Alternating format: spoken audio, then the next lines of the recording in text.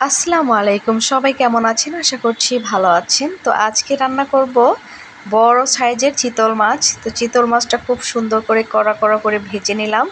মাশাআল্লাহ, ভাজা চিতল মাছ দেখে তো এখনই খেতে ইচ্ছে করছে। এত সুন্দর করে কড়া করে লাল লাল করে ভেজে নিয়েছি। এদিকে আমি চুলায় কড়াইটা দিয়ে তারপরে আবার এখানে কাঁচামরিচ পেঁয়াজ দিয়ে দিয়েছি, পরিমাণ অনুযায়ী তেল দিয়ে দিয়েছি। তো এবার পেঁয়াজটাকে খুব সুন্দর করে ভেজে নেব। এরপরে অল্প পরিমাণে এখানে পানি দিয়ে মশলাগুলো দিয়ে দেব। তো অল্প পরিমাণে পানি দিয়ে দিলাম, এক এক করে সব উপকরণ দিয়ে দিচ্ছি। এক এক করে হলুদ গুঁড়ো, মরিচ গুঁড়ো, লবণ, তারপরে জিরা বাটা, ধনিয়া গুঁড়ো, যা যা লাগে সব উপকরণ এখানে দিয়ে মানে সুন্দর করে মিক্সড করে নেব এবার। তো এখানে আদা রসুন পেস্টও দেওয়া হয়েছে। খুব সুন্দর করে গ্রেভিটা ভুনা ভুনা করব। আর এখানে এলাচ দারচিনি দিয়ে দিলাম। খুবই সুন্দর ফ্লেভার পাচ্ছি মাশাআল্লাহ। মশলাটা অনেক ভালোভাবে কষিয়ে নেওয়া হয়েছে।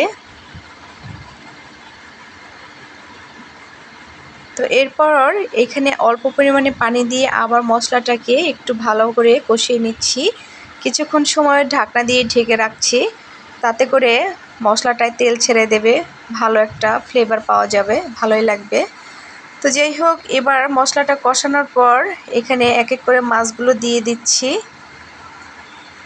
তো চিতল মাছের এই ভুনাটা এইভাবে করলে মানে এত ভালো লাগে কি বলবো, সত্যি বলতে খুবই মজা লাগে। আর আপনাদের কার কার চিতল মাছ খেতে পছন্দ করেন অবশ্যই কমেন্টে জানাবেন।